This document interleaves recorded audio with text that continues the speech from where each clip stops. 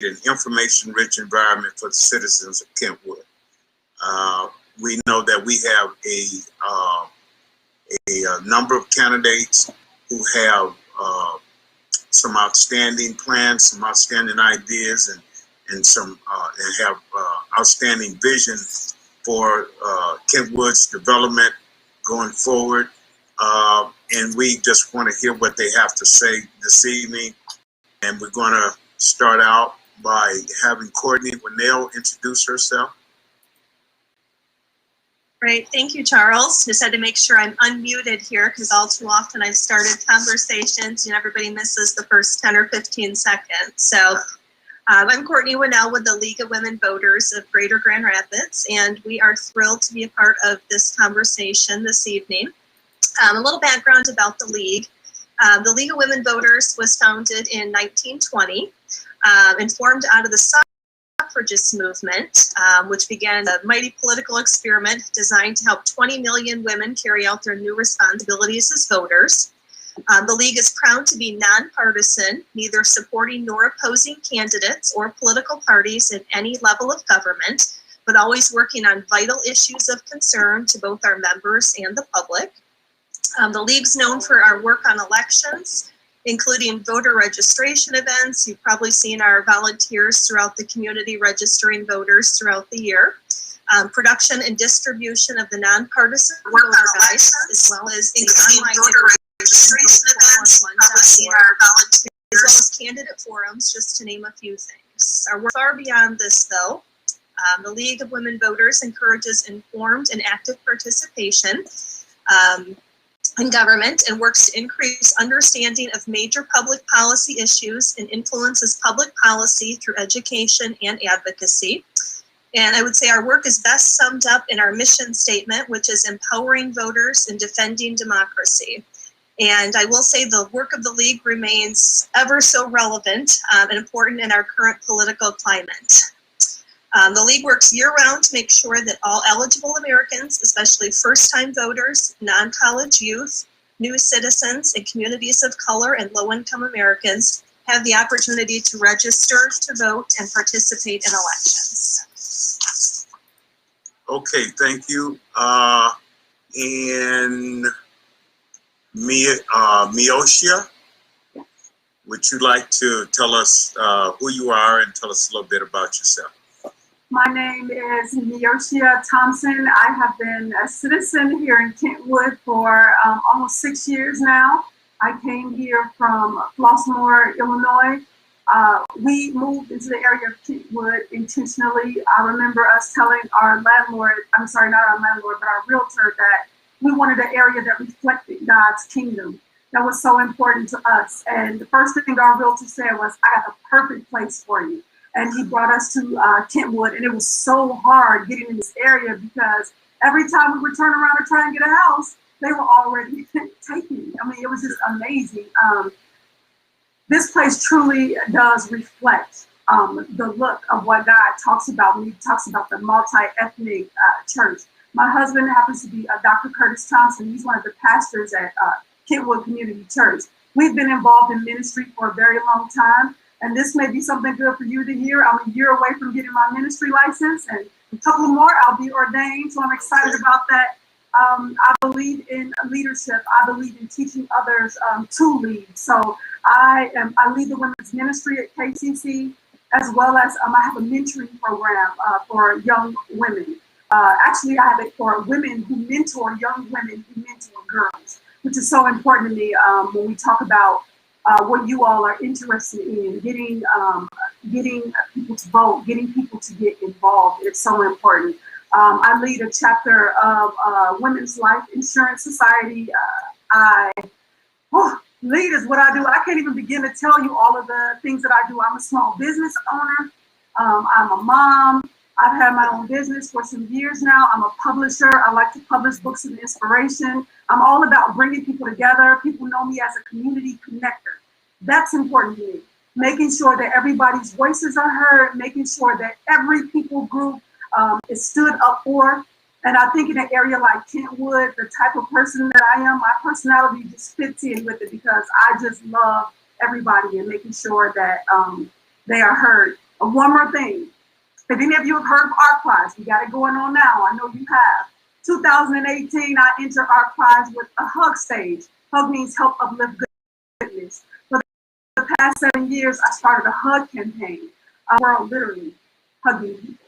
So in 2018, I built a huge stage where anybody can just come up and hug. I had a poem written on the back and in the front in Braille. This is just real, and people just from all over just began embracing each other. It was a safe space to embrace, and it didn't matter about your color, race, age, ability. None of that mattered. It was just about bringing people together, and that's why that's what I want to bring to Kentwood. I want to bring people together so we can make our city community right there. I sound like an infomercial. That's okay. That was great. Kathy, you want to tell us a little bit about who you are and what it is that you do with the Proactive initiative? Sure. Well, I'll back up and introduce myself as the president of our A. Philip Randolph, Grand Rapids A. Philip Randolph Institute, and also the founder and executive director for Proactive Project. Both of us are nonpartisan, and we work together towards a goal. We make sure that the people in our communities have voices heard on election day. Our interest is to empower the community and preserve the purity of the election and its process. And with this forum, we wanted to make sure that the residents of Kentwood learn about the candidates, but do that in a fair manner. And so we wanted to have this conversation and just talk about the relationships that you have with your community. And we wanted to do something different. We are normally working Grand Rapids, but we felt it was important to come out to Kentwood and just do what we need to do to make sure everything is fair with the residents. We just work together on the issues. Our goal is to make sure, again, that the election is fair and equitable to all its voters and all those that need to vote. We are here as a coalition to make sure that we get those voters registered and make sure they get to the poll. So our goal right now is to make sure that we have informed vote on November 2nd. Okay. And Charles, Okay. before we move on, if I could add one additional thing, if you don't mind. Sure. The League of Women Voters has very strict guidelines when it comes to candidate conversations and forums such as this, and making sure that all candidates are invited to attend the conversation, anyone who's listed a ballot. And I just wanted to point out that this evening we're proceeding under the League's empty chair forum policy, which means that we're proceeding, everyone was given the opportunity to join in this evening. And those who responded are here this evening. So just wanted to make it known that we're proceeding under the empty chair forum policy this evening. Thank you, Courtney. And which is not a violation of any FEC guidelines. We can proceed this way with local elections. Thank you, Courtney. And I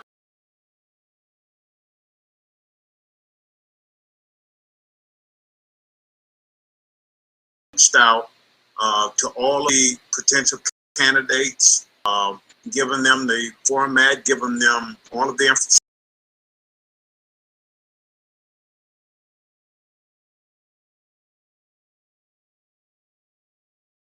We're glad to have those of you who did show up to just kind of talk with us this evening, and going forward, I hope you continue to participate. Our next person, Emily Bridson. You know what? I do that all the time. All of your flyers I've seen here in Kentwood, I'm always saying Birdsong, but it's Bridson. So I want to get that right. So Emily, you have the floor, and you can share with us who you are and what it is that you want to do to help Kentwood. Well, thanks for having me tonight, and it's Bridson, so it's very close. And my dad sometimes says Bridson, but usually I correct people when it says Birdsong. I'm like, okay, that's just a little bit too much, but okay. I'm really happy to be here. First, thanks to Courtney and to Kathy for all the work that you do regarding voter education and outreach in Kentwood. There's such a need with our new American and refugee neighbors. The work is endless and it's probably thankless. So thank you so much. And then Meochia, if you're an infomercial, I'm definitely buying. I'm so glad that Meochia came to me in winter and said, hey, I want to get involved and I'd love to run for the seat you're in since you're running for mayor. And I thought, oh, thank goodness. Some of my dreams really came true. And so I'm very thankful for the folks on this call, and you'll meet Leonica soon enough. But so thanks for having me. I got involved in Kentwood several years ago. There was crime in my neighborhood, and it was concerning to me. And I attended a city commission meeting to learn more about what was going on and what was happening. I couldn't find any information on the website. And I started meeting city officials, and I kind of kept attending just to educate myself. I'd bring my work and sit in the audience. I'd be the only mayor without a purpose, and I'd just listen and learn how proceedings worked. And eventually, they said, they're going to give me a job to do. And I thought, uh-oh, I didn't come here looking for work, but here we are. And I went home that night, and I thought I could either be part of the solution or I could be, griping about things and not making a difference. And I moved to West Michigan from Lansing.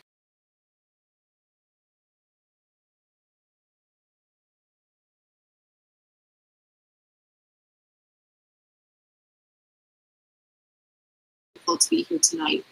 So I started on Parks and Recs. I moved to planning. I ran for city commission, and during that time, I visited thousands of neighbors. This summer, I visited over 6,000 neighbors so far. I love being in our neighborhoods. I love meeting our neighbors. I love looking at our parks, our roads, our bridges, and I love listening to people. What we can improve, what they love about Kentwood. All of those things to me are very important, and I spend most of my time interacting with neighbors, collecting information so that I can make good decisions on our budget, so that I can have conversations about the needs we have with county commissioners and the budget that they have, so I can move things forward for the city.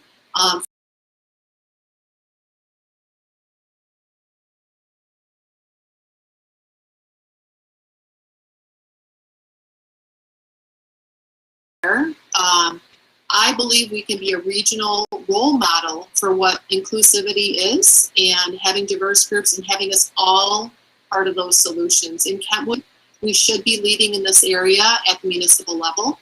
I'm also a big fan of sustainability. We don't want more land. And for our kids and grandkids, we want clean air and clean water. And that means having recycling options. That means planting more trees. That means doing community cleanups. All of those different things, which people tell me every day is really important to them too.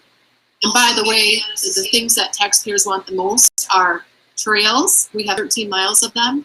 In green spaces. Every time we have a new development, that's great because we have a housing crisis, as everybody knows, that's on this, talk tonight.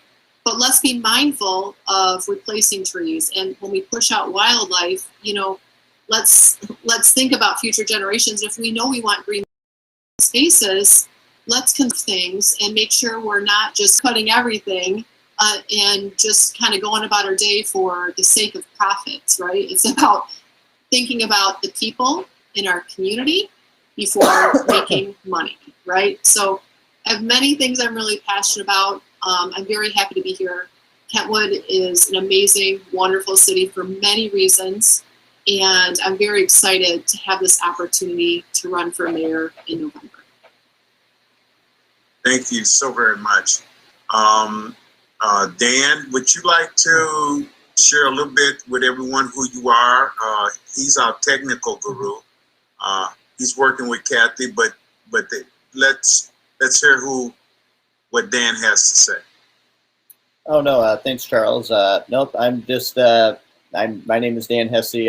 I have an IT background, and I have worked with Kathy, with Proactive and APRI a couple of times. I think they're wonderful organizations, and I'm just am happy to help in whatever capacity I can.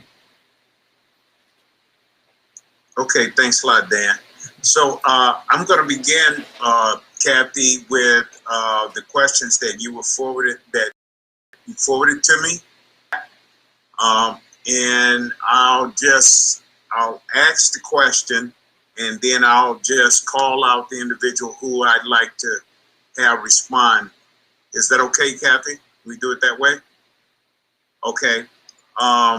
These are the Kentwood community concerns. Number one, what is the situation with government funding for affordable housing?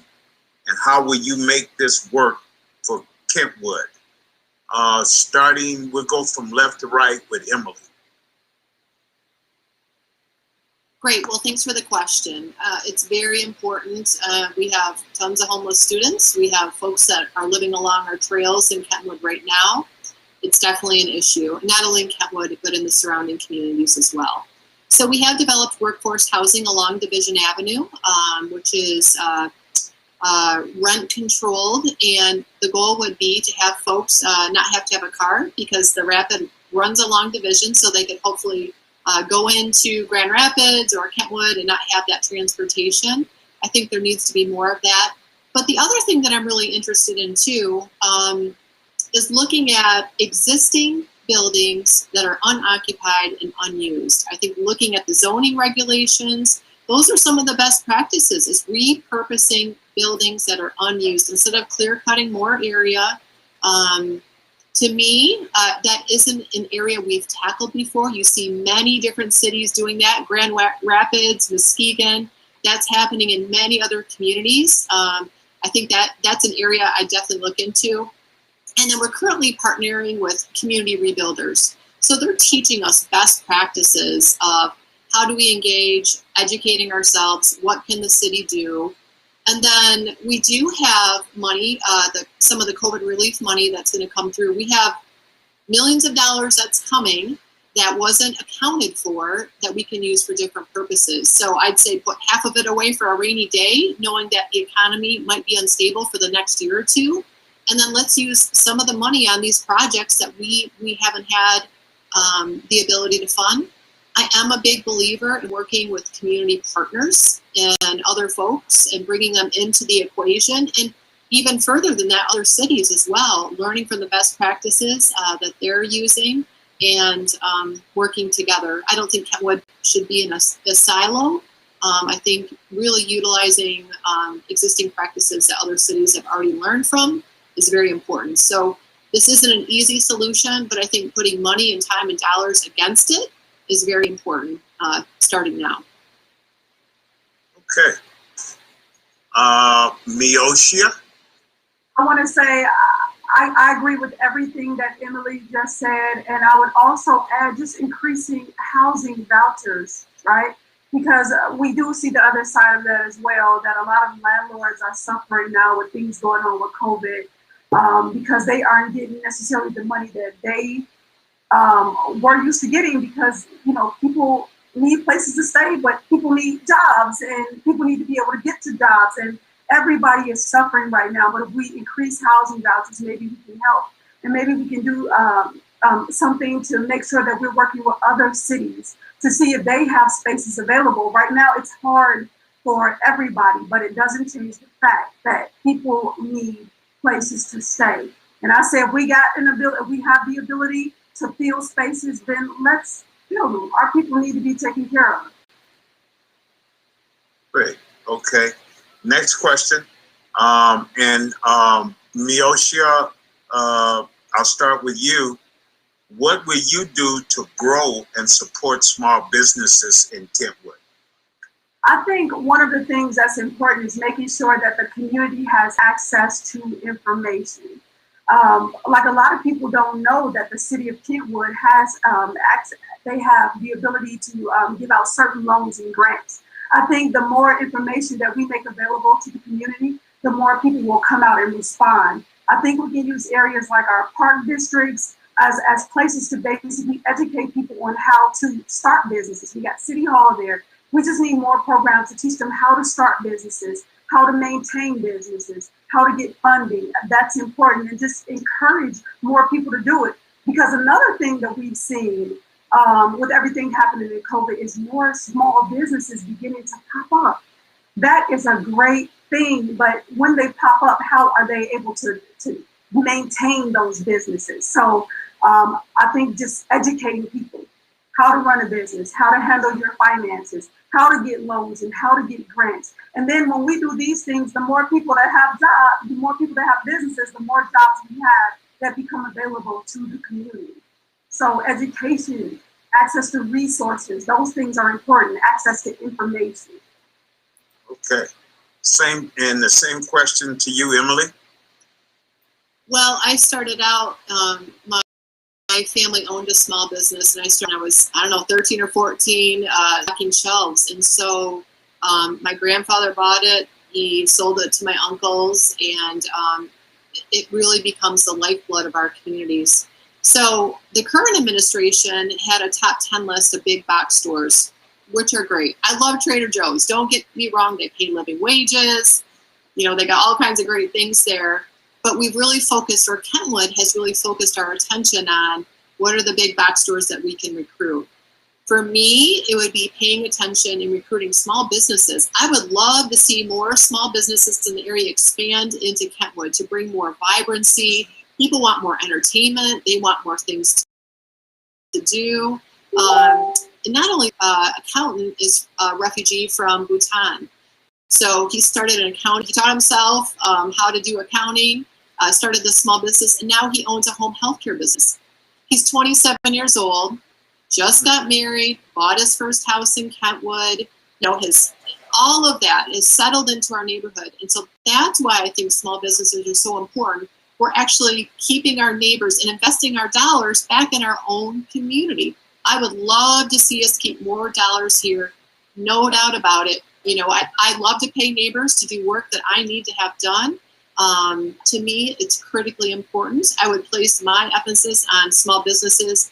And then I try to get out and network and with new business owners too. I have a friend right now that I connected with our economic development director, and they're shopping around for business spaces. He's looking to expand and have a distribution center. So I think being mindful about who we meet and encouraging them to invest in Kentwood. And also, I do think we need the financial education, the couple of items that Meochia pointed out, critically important. But we do need more incentives for small businesses. One of the other cities, I think it's Walker, gives new small businesses $5,000 for beautification around the building. I'm like, okay. So my friend said, hey, well, what kind of incentives do you have? And I asked, we don't have any for small businesses. So I'm like, how can that be? So, just being competitive too with other cities, realizing $5,000 to a small business owner when they're first, setting up their shop, those are important dollars spent, right? So we have much opportunity to focus on small businesses, which also includes a supplier diversity policy, which the city does not have. Jonesy Young, who was our former planning commissioner, was always very vocal every year about the benefits of a supplier diversity policy.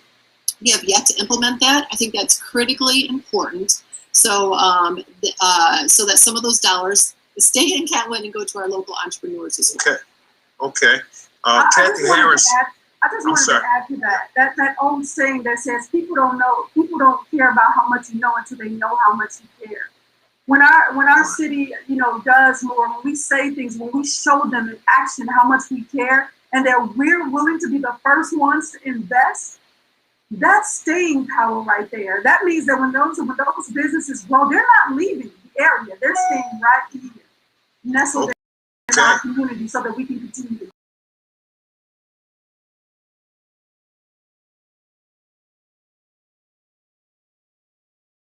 Also, I'd like to say, Courtney, if you have any questions that you'd like to throw in at the two candidates, please feel free to do so, okay? Can she hear me? Yeah, I said great. Oh, okay, I'm sorry, okay, great. Okay, Kathy? I just wanted to ask, and it's always a difficult conversation to have when you start talking about racism and racial issues. That's something that's important to me. Being a person of color and knowing how it's a touchy conversation for some people to have. And in Kentwood right now, it seems like it's a touchy conversation to have. And so I'm asking both of you as candidates, what can you do to increase the communication? How can you encourage the communities of color in Kentwood to get more involved, and how do you recognize them and just to do more for those communities of color in Kentwood? One of the things, that is an awesome question, and thank you for asking that question. One of the things that we do at Kentwood Community Church is we have these conversations about race and reconciliation because it's so important. I think you have some people who say, well, talking about that just makes me feel uncomfortable. I feel ashamed. And I say, we learn how to lament. And we learn how to hurt with people. And when we learn how to lament and hurt with people and kind of have empathy and sympathy and feel each other's pains, those are the first steps to moving forward. As a community, one of the things that we can do is kind of follow what Kentwood Community Church does is be intentional.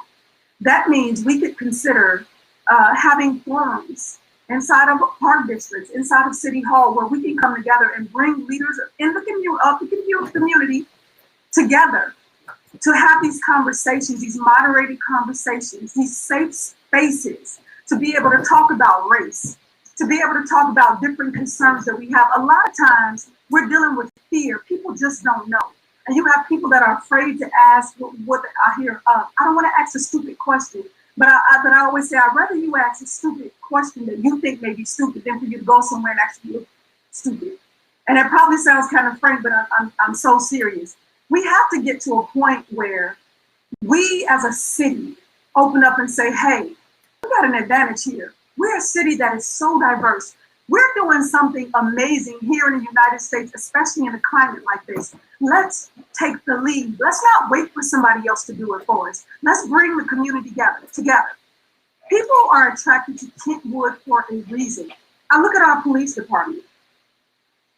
I don't see a lot of people that look like me. That's a problem. When you don't look like me and you don't speak the same language that I speak, there's a miscommunication that takes place. That's why it's important that we have these forums, that we meet together, whether it's monthly, whether it's quarterly, and we talk. We find out what the concerns of our neighbors are. And this goes beyond black and white. This is just in an area that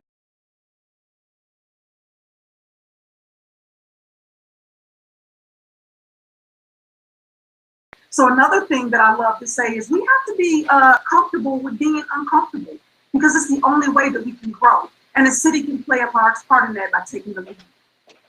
All right. Mrs. Bridson. Yeah, well, thanks for the question. It's very important. I learned when I first started canvassing 5-6 years ago that people didn't feel safe, and they felt very different about the types of services that the city provided based on who they were.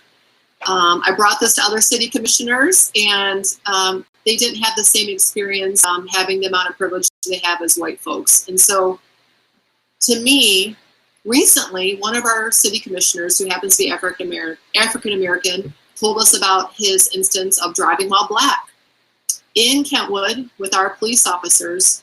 And it only became at that time that people saw that it's a possibility for us to have bias in our community, which to me was kind of shocking, to say the least. So we've got a lot of work to do. I think one of the biggest things that I've heard from folks of the Latinx community, they felt excluded, not part of the solutions, not heard, not listened to. And, you know, those days have to stop. And it's not just the Latinx community.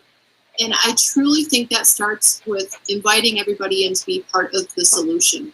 So one simple thing is getting folks involved in boards, commissions, having representation, as Meochia mentioned, with our city employees. Doesn't matter if you're a clerk, a firefighter, a police officer. I've had a poly person apply for a job, and he's like, we need brown people like me at City Hall. I said, absolutely we do. We have got to do better. And I do think for the city of Kentwood, again, we can be leading in these areas. The one great thing that I'm very excited about is the city hired Paul Doyle and his daughter Siobhan from Inclusive Performance Strategies, who are, I think, excellent, knowledgeable. They know Kentwood. They're setting up a long-term plan for us to follow.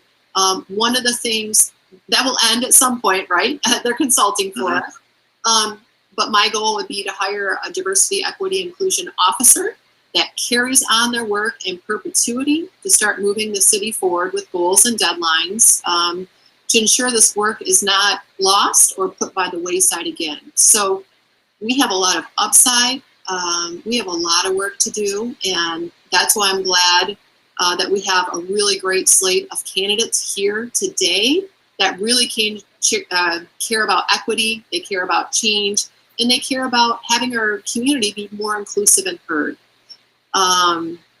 It's a great year to move forward in this direction, and I'm hopeful, and I will be part of that solution. So I'm very excited for our city. I just wanted to add to that and this person that's hired, this diversity manager, that they have some power behind that. Because a lot of times we assign those positions and there's no power. It's just a title to appease. And we have to do more of this. And that's why it's so important that we have a city council that reflects the diversity inside of the community. Because a lot of times, if you're not going through it, you don't know. I'll ask people, hey, are you satisfied with everything? And they'll say, yeah. And then when I begin to explain my experiences, like I've been here 6 years. My daughter's been here 4 years after graduating college. Her and her fiance have been pulled over 5 times when she was getting her master's over at Davenport. One of the officers from another city over and told them that they could shoot them. Told them 3 times. They never were issued a ticket. I mean, just silliness that goes on. And if some people don't know these stories and what's happening, they won't understand why we push so much for us to have a community that fully understands everybody and represents everybody, you know? Because these stories are real and they're happening, and we need to address them as a city. So I'm so glad that we have somebody like Emily who's really ready to look this stuff in the face and say, let's do something about it. Listening, hearing. Okay. Let me reiterate that anyone can ask questions. If you have any questions, you can put it into the chat box, or you may raise your hand so that your question can be presented to the candidates. Okay.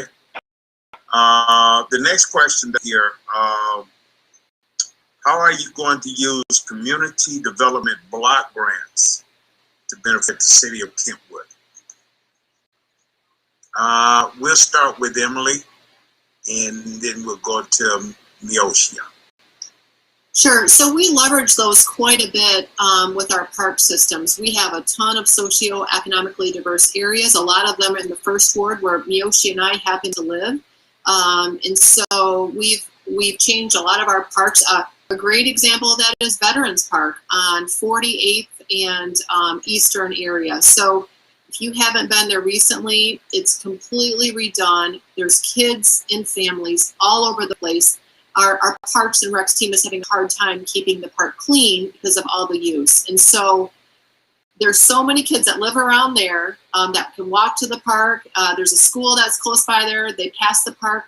As part of our Parks and Rec Center, we have a food pantry in there. There's activities, seniors go there. So for me, it's almost like a community center on that side of our city, which I'm very proud of. So leveraging our unique opportunities within Kentwood, we've got a lot of them to really take some of those dollars from block grants and some of the dollars from taxpayers in the city to make sure that we have safe, clean, beautiful spaces. Is a wonderful day, and I'm happy to do that all day long. I can tell you, one of the things that I am just so interested in is making sure that we have accessible equipment for all children. Not just accessible parks, because when you think about accessible parks, that means that they can get to the parks, things like that. They can, everything is ground level, stuff like that. But I'm talking about accessible equipment. So for children with autism or children that have or in wheelchairs, so that they can play with the other children, not necessarily be separated, but play with the children.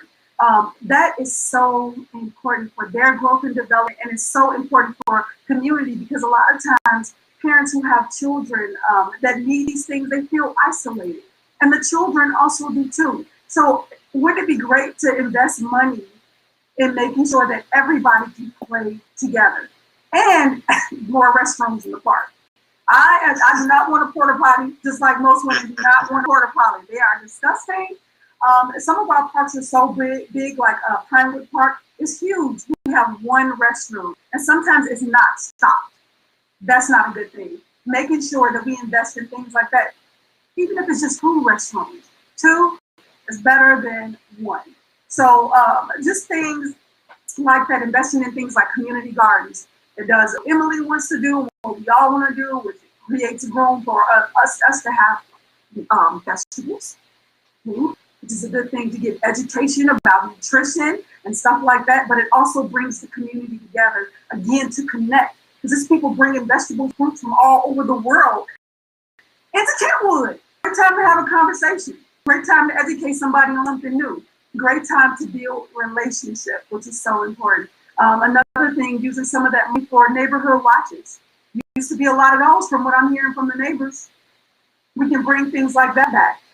Bring back touring programs, bring touring programs with translation services. Because I'm talking to a lot of people from the Nepali community.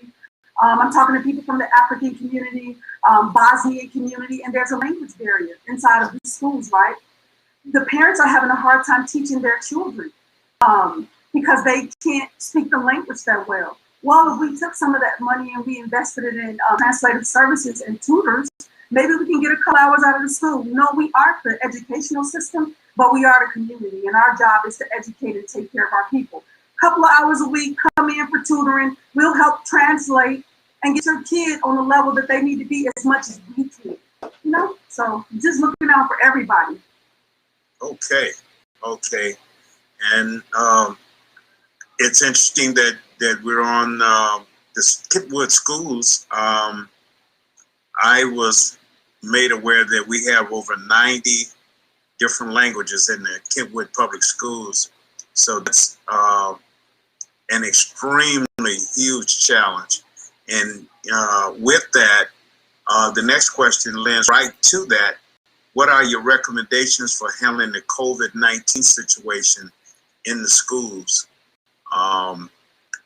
Emily, would you start with answer that question, and then we'll go to Meochia. Happy to. So I just had a meeting with our new superintendent. His name is Kevin Polston. And so I'm very excited about his vision for Kentwood that he's creating right now. So he told me that last year, about 45 to 50% of our students learned virtual, and the other half were in classes. He also told me that now a lot of kids are behind from last year. So not only are they dealing with COVID, they have a mask mandate for everyone that goes into the schools unless they're eating, drinking, or they're outside. He wants to keep them in school learning so we can catch up and stay on track and stay safe and healthy. Those are his biggest priorities. He did mention to me during COVID as well, they're having some supply chain issues with food. So he's got his hands full. He really does.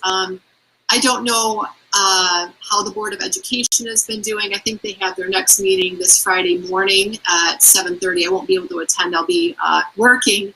But it's been a tough year and a tough job for teachers, supporting them the best that we can.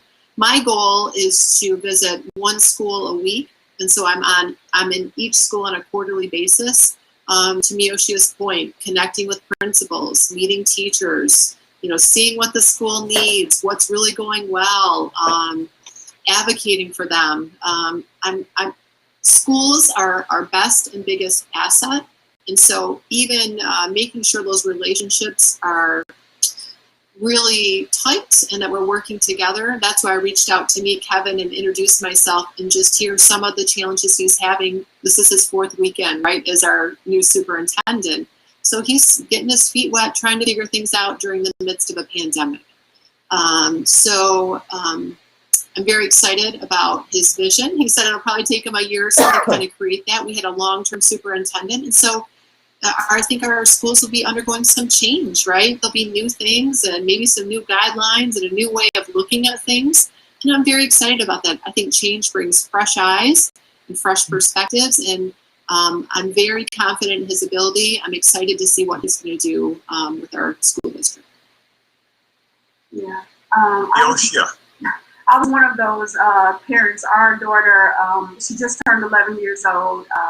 She was in the PEAKS program over at Discovery, and she sat in the whole year, the entire year virtual learning. That was tough.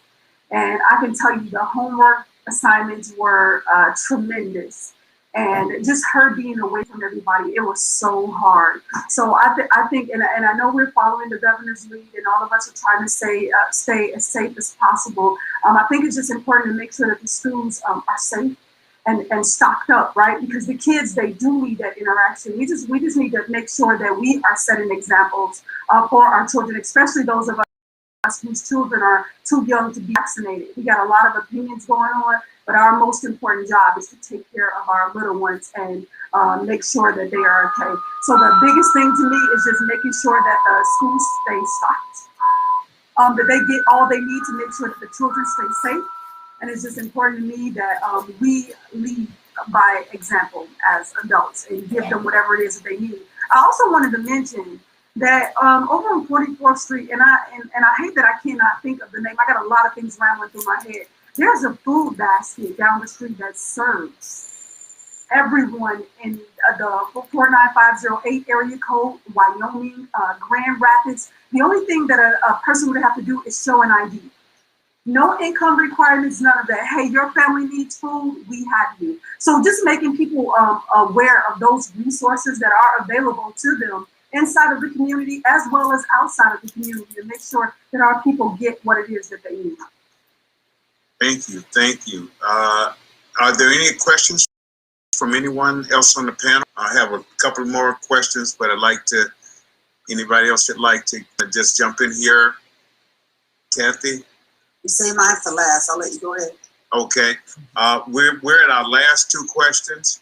And Meochia, this question's for you, and then we'll move to Emily. How will you improve public transportation such that people can get to work without a car? Or I guess the question rephrased could be, how would you enhance what we already have in terms of the bus lines and the other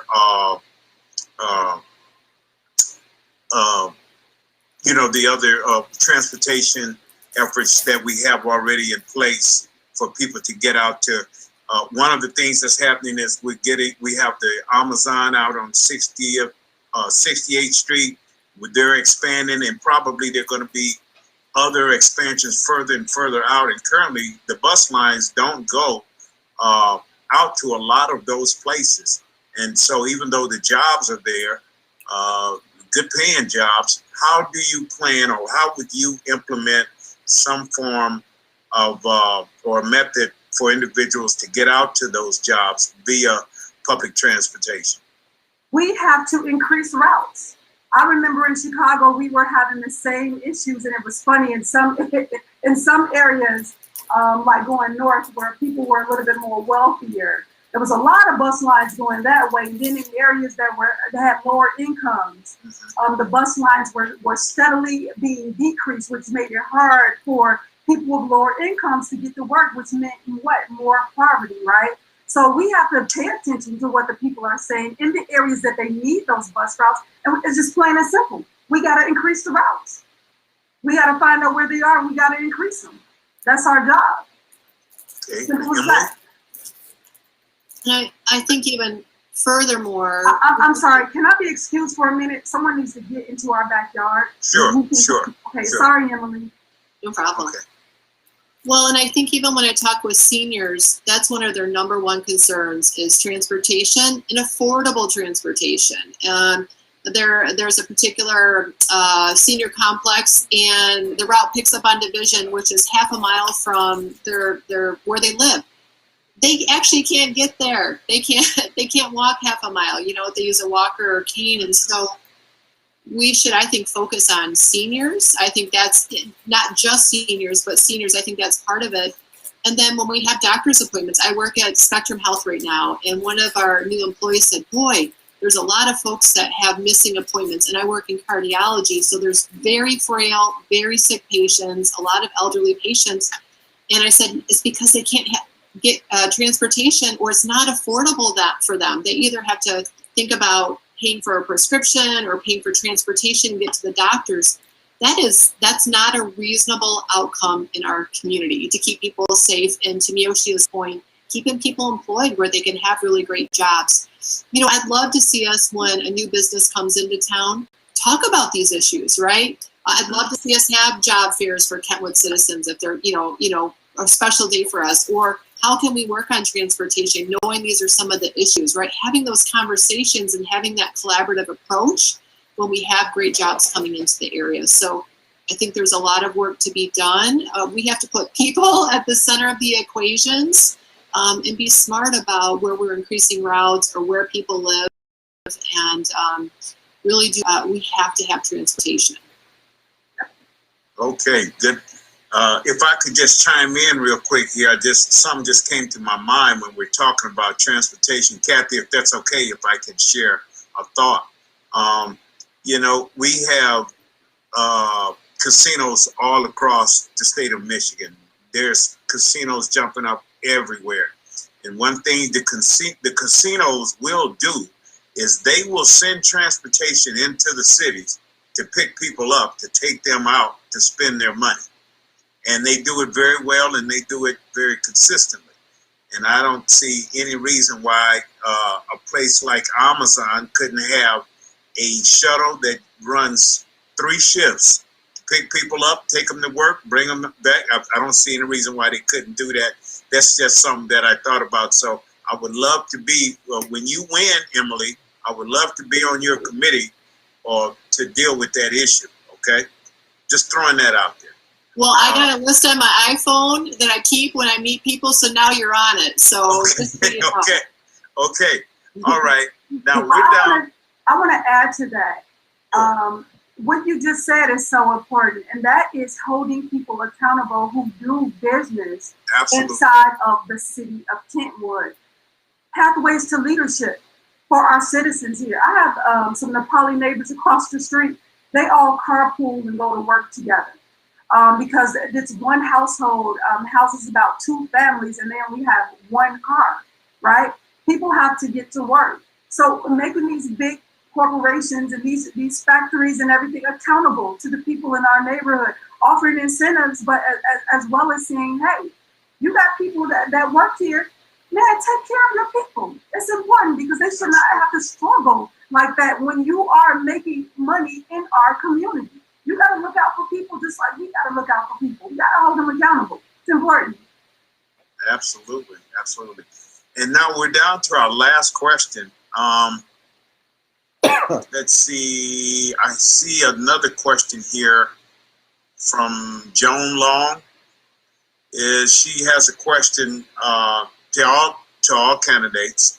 Do you have any thoughts, suggestions on how we can increase voter registration in the city of Kentwood? We'll start with Meochia because she looks like she's about ready to bust, and so we don't want her to have an accident here in front of us. Okay, so Meochia, you're welcome to start, and then we'll move on with Emily. Okay. One of the main things, again, I have to keep going back to that connection, relationships. When we begin talking to people and we begin listening to their needs, they'll tell you what it is that they want. People want to vote. People want to get involved, but they don't have access to information. So that means, if we speak 72 different languages in this city, I've talked to people, Asian, Hispanic, Black, African, they're all saying the same thing. A lot of places you get them where they gather, right? Inside of the churches. Go inside of the churches, talk to the people. Hey, can we do a voters registration drive here? A place where it's concentrated, where people can get in and do what they need to do. Utilizing our park districts as a place where people can gather and get the information. And then the good old going door to door, knocking on doors. Hey, how can we help you to do this? There's some information on the website. Some people go there, a lot of people don't. But when you're talking about a large group of people, you get them where they gather. And they have been talking to me and they're like, hey, this is where we gather. We gather at our church. Can some people come out and talk to us? I'm like, why, yes, they can. Just let us know when. They just want to feel a part of something and know somebody is listening. And we need to be available. I say, you can't keep bragging about the diversity inside of Kentwood if we're not going to really do something about the diversity inside of Kentwood. Absolutely. Thank you, Meochia. Emily, would you like to Well, I'll give you chime in? yes. This is so important and it's so critical. And every day it's just so apparent how much work we have to do, an upside of, to Meochia's point, including folks and giving them opportunities to vote. So I was out canvassing today. I canvass 6 days a week. And as I was leaving, I was in my car. My car has signs on it. And so someone comes down the road like this. And so I stopped. I wasn't going fast. He's like, hey, because he saw my son. He's like, I want to vote for Emily, but I don't want to go to the polls. And this person, he's a registered voter, but he wants an absentee ballot. He had no understanding or no idea of how to sign up for an absentee ballot. So there's so much opportunity for people wanting to get involved, to be part, to be part of our voting process, where maybe before they have never had the opportunity to. I do believe that having a city clerk who is currently, that is elected every 4 years, having someone that will do the outreach, be in the community, do voter education, be out and available in our community. There's no greater need right now and every year for working with our immigrants and refugees, our communities in Kentwood. The need doesn't decrease, and I don't think we've done a good job with that. We have 2 drop boxes in the city for ballots. We just have to do the work, and we have to do the outreach. It's a lot of work, but I think also partnering with community organizations, that's one way to do it. But the city really should take the lead on initiating voter registration and education in our community, period, hands down. It's got to happen. Okay. All right. And now we're down to our last question for this evening. And this is one that I think it's so critical that we address this issue. But the question is, what internet service issues exist in Kentwood, and what is your plan to improve the internet service for the citizens of Kentwood? Well, that's a good question, because when I talked with our new superintendent, he said all kids that were virtual last year had access to computers and to internets, because one of the things the parents had told me that kids were learning off cell phones, and I thought, oh my gosh. So that was a choice. So if a kid wanted to do that, he said that was a choice. They all had access. So we used some county money recently to put more internet Wi-Fi stations in our parks, but I do think we should increase and have as much Wi-Fi service in the city as possible, partner with the schools to see if we have any needs. I'd love to have more choices when it comes to internet service. I think that's very important, and to make sure it's affordable as well. So I think there's more opportunities we can to enhance internet services in Kentwood. Okay, Meochia. I would agree and say the same thing, that we just need more options available to us and better Wi-Fi. Because sometimes when things happen like storms, it just kind of puts everything out. And lately, my Wi-Fi has been kind of yucky. So I don't know much about what we can do to increase that, except offer more options as far as services are concerned. And yes, all the children had the option of getting a computer, and I thought that was absolutely awesome. And even low-income families, they even have options of getting computers and free broadband inside of their home. So I think that's absolutely great. Okay. Okay. Well, that brings us to our conclusion of the formal questions. Courtney, if you'd like to chime in at this point, do you have anything to add or any questions that you'd like to put forward to the candidates? I don't at this time. Joan's question about voter registration was spot on for what I was going to ask. So any of these groups that you're talking to in the community, feel free to send them to the League of Women Voters. We're happy to talk to any groups out there and make sure everyone's registered and educated for the upcoming election and future elections. Okay. Is Leonica, is she on? Is she on with us? Leonica, are you there? I am. Okay, is there anything that you would like to add or anything you would like to respond to before we close out this forum this evening? I just really look forward to talking to everyone on the forum next week. And I want to thank everybody for their time and work in putting this together, because I know it's not easy.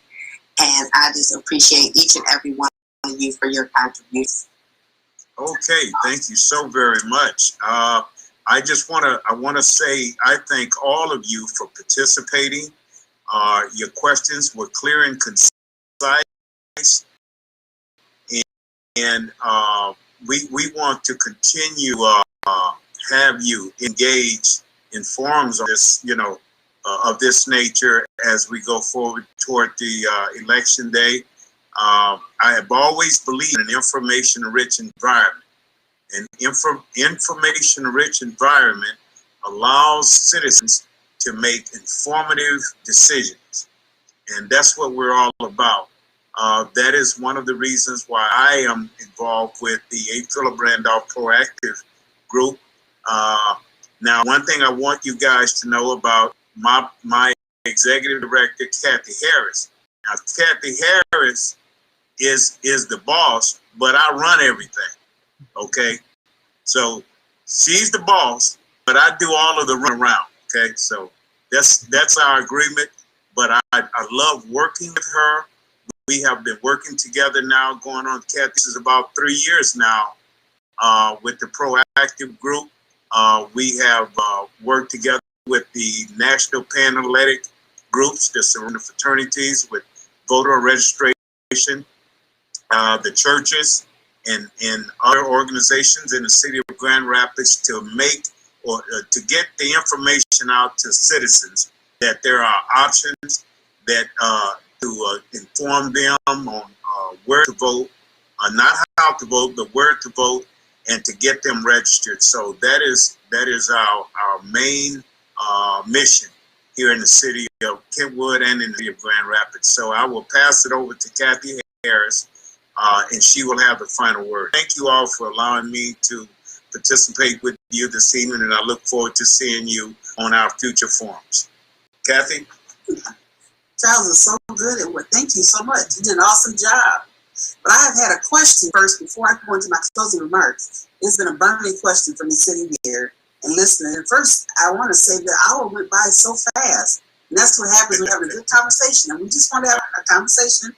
This is not a debate. We just wanted to talk again about how you feel about the issues that are in Kent. We are looking forward to the one coming up on the 23rd. So please come back and join us. And that will be with the first ward or the second ward commissioners and the commissioner at large. But my burning question is, I have a passion for, I'm a union member, United Auto Workers. And so my passion is with organized labor. Along with that are the push for the underrepresented, the people of color, those two communities that are not being represented. So I asked that question earlier today, but now I'm moving into my organized labor question. How do you feel about organized labor in Kentwood and increasing those numbers? I don't know if I don't know very many jobs in Kentwood that are represented by union labor, union organizations. So help me out, help me understand that. What's the organized labor relationship in Kentwood? It doesn't matter who goes first. So, I would love, I'm a huge union supporter. I think paying people living wages so we can support our families, having great health care, having the benefits, it's very important. I would love to see, I think there are some things we can do to make things more easier for unions to bid on different projects. I would love to see them have the opportunities to do so. Sometimes the cities choose the cheapest person Sometimes we don't. A lot of the times, though, what I've seen lately is we use vendors that we're familiar with, right, at the exclusion of others or maybe small businesses. So again, going back to the supplier diversity policy, to me, that's very important, even though that's not the question you asked. But I think looking at the totality of the vendors that we hire is very important on a very comprehensive basis. So I'm a huge union supporter, and I'd love to have more opportunities to have that skill sets and work done in our city through those groups. Thank you so much. That again, I always have to go back to this thing in our city where we are so proud of the diversity. We got to remember that the reasons that unions were created in the first place to protect workers. Well, we have a large population, right, of immigrants. Who is protecting them? So when I'm hearing that, you know, we have less and less unions, I got a problem with that, because that means that somebody is not looking out for these workers, especially the fact that they're coming from other places. They're not acclimated to a lot of the laws. They don't have a lot of protection, and they don't have a lot of connection. That's a problem. So we need more. I was just talking to one of the firefighters, and he was telling me about their union and the fact that they don't have pensions anymore. Why doesn't the firefighters inside of Kentwood have pensions? These guys are laying their life on the line for us. Why don't they have pensions? Why is it that they can't afford certain things? Somebody needs to be looking into that, us, the city, to make sure that they get what they need. We got to start looking out for people. Just period. We got giving them what they need. We got to start communicating and building relationships. So when the unions come to us and say, hey, this is what we need, this is what our workers are asking for, we can be able to supply them with those things to build trust and to build relationship.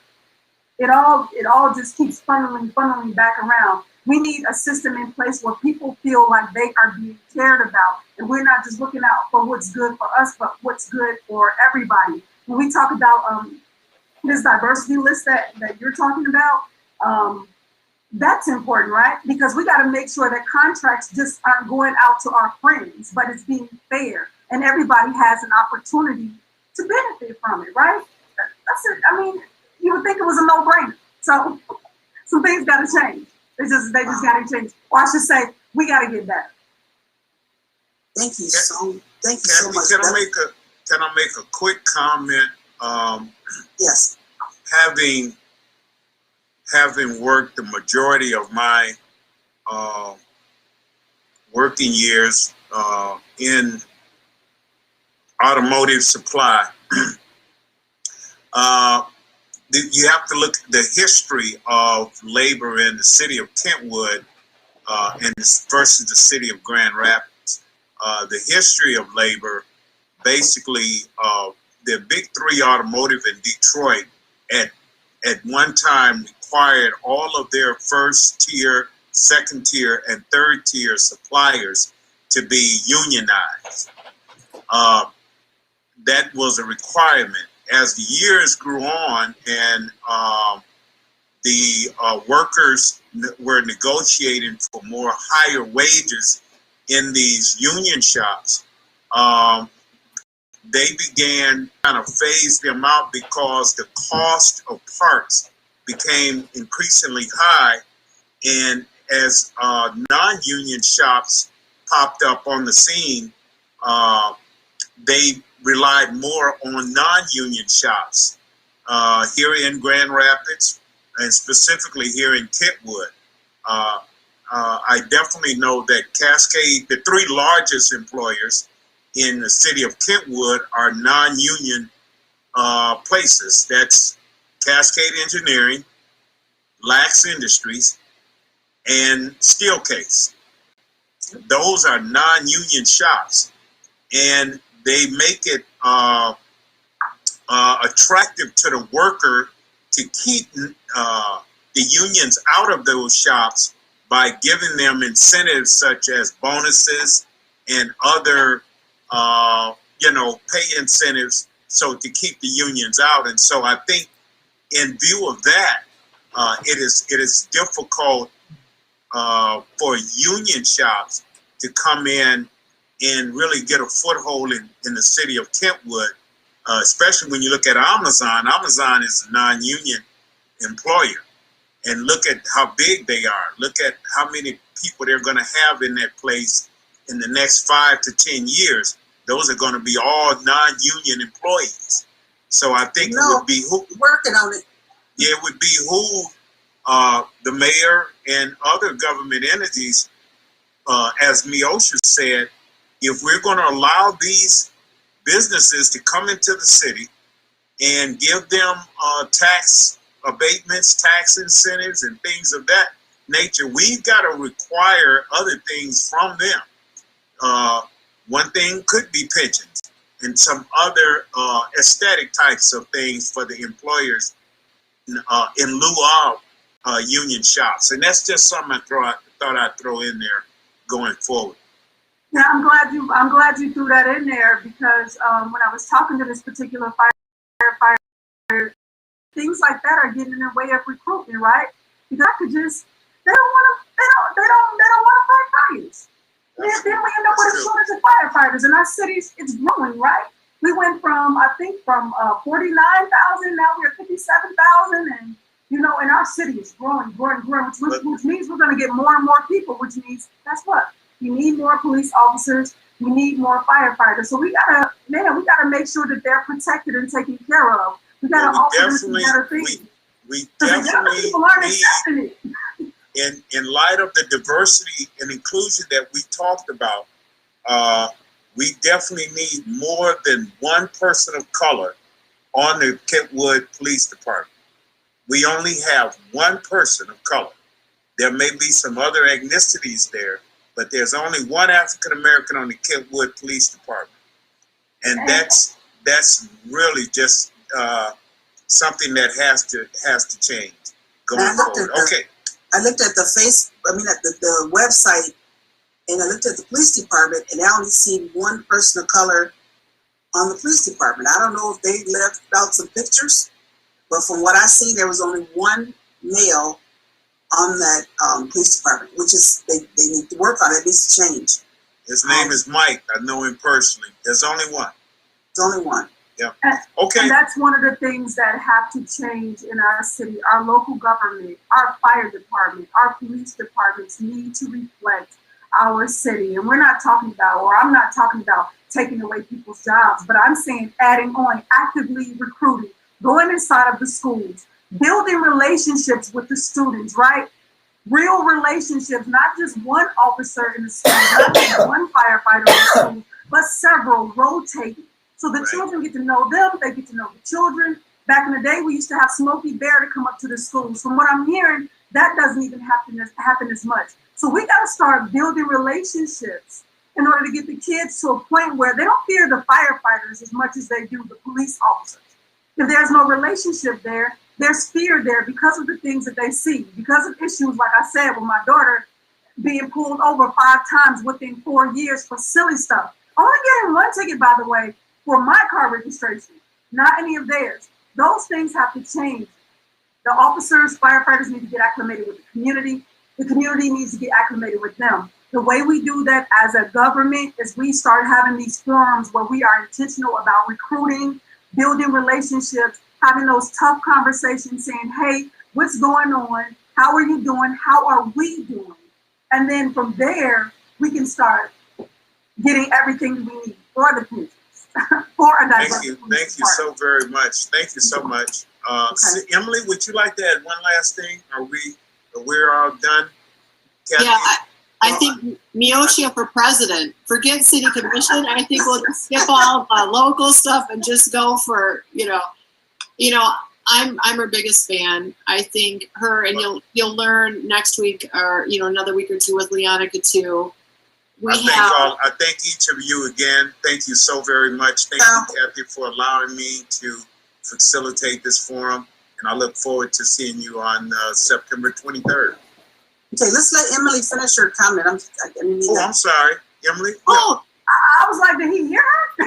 No. I'm just saying. I'm very thankful. We have many great community leaders in Kentwood.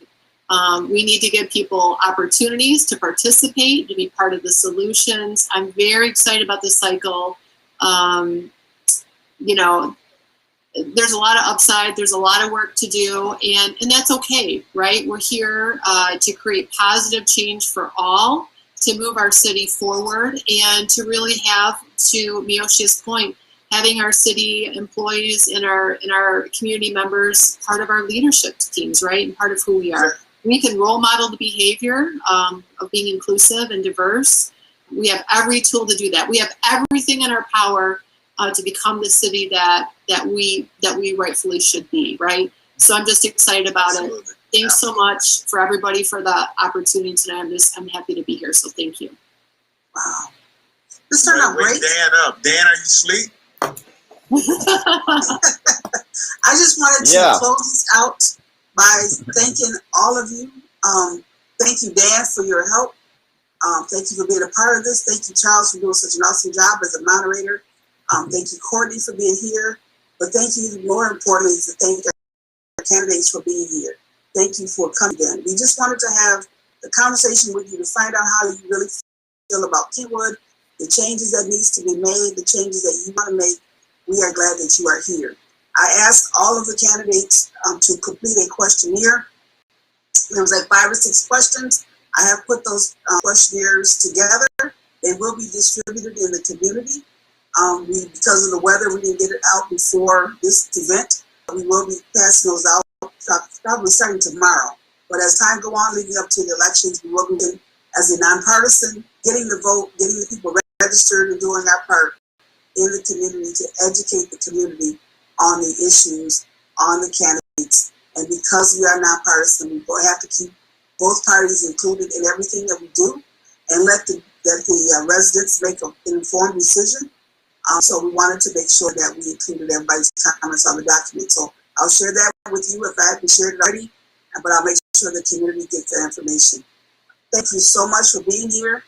This is recorded. I don't know how many people are watching it live or watching on YouTube, but whether it's 5 or 105, we're going to keep putting the messages out there between now and election day. And so it'll be out there on, out there in the space somewhere.